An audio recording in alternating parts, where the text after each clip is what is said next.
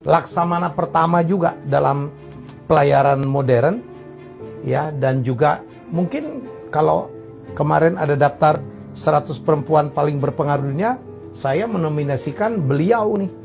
Beliau adalah Ke Malahayati atau Malahayati. Sekarang nama salah satu kapal perang, ya, KRI Malahayati. Tapi kenapa dia sampai dianggap sebagai pahlawan?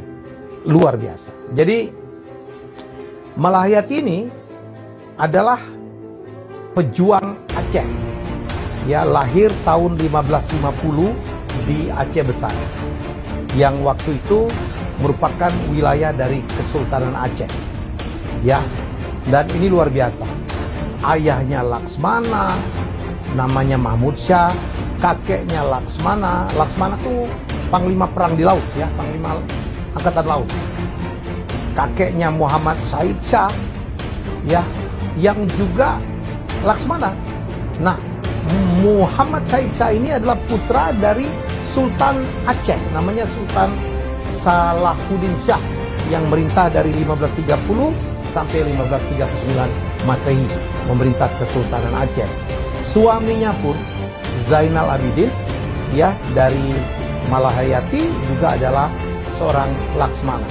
Malahayati ini setelah tamat pesantren, ya, dia masuk ke dalam akademi militer Baitul Maqdis. Dia belajar militer. Ini perempuan luar biasa.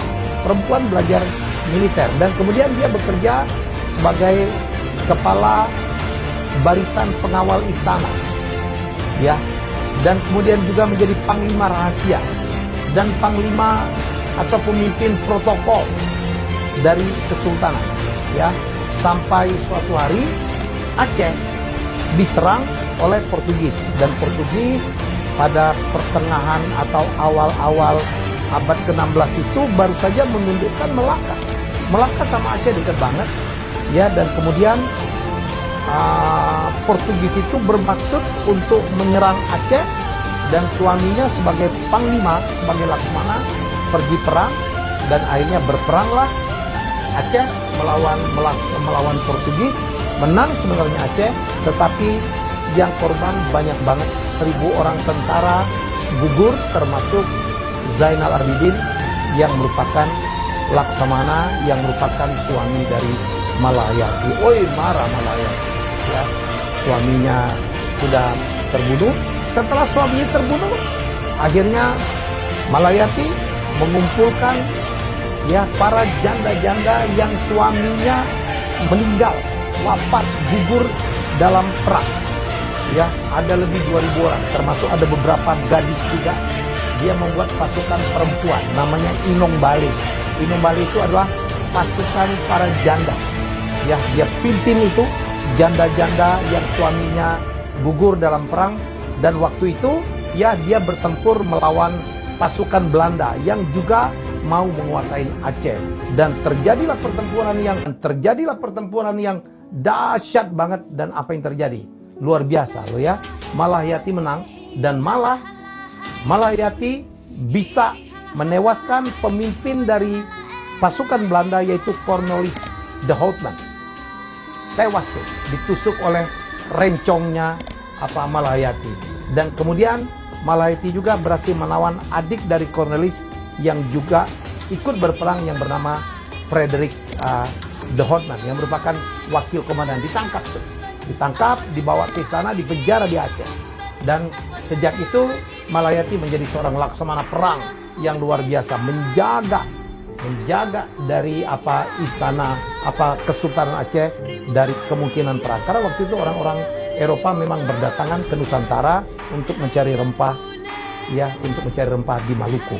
Portugis datang, Belanda datang, ya, Spanyol datang, dan sebagainya. Ya, jadi sekali lagi balik ke tadi, ya, Frederick de Houtman, wakil komandan dari pasukan Belanda, ditangkap, dipenjara di Aceh, dan kemudian akhirnya Sultan Aceh meminta Malahayati untuk melakukan perundingan berdamai. Wah, jadi ternyata Malahayati tidak hanya jago perang, dia juga jago berdamai, dan akhirnya berdamailah. Dari perundingan tersebut, Frederick de Houtman yang ditangkap dilepaskan, dan kemudian Belanda membayar ganti rugi yang gede banget, yang sangat menguntungkan untuk Kesultanan Aceh. Jadi ini ceritanya luar biasa. Tapi perang terus bergejolak sampai akhirnya pada tahun 1615 Malayati kembali berperang melawan Portugis. Ya, di Teluk Krung Raya.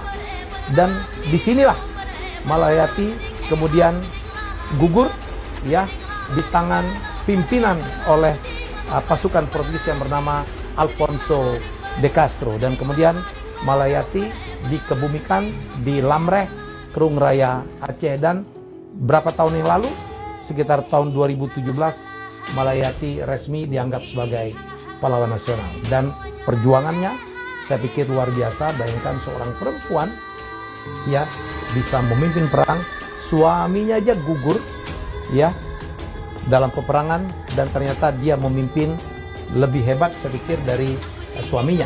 Tidak bermaksud membandingkan, karena di tangan Malayati dia berhasil menewaskan komandan Belanda Cornelis Toart.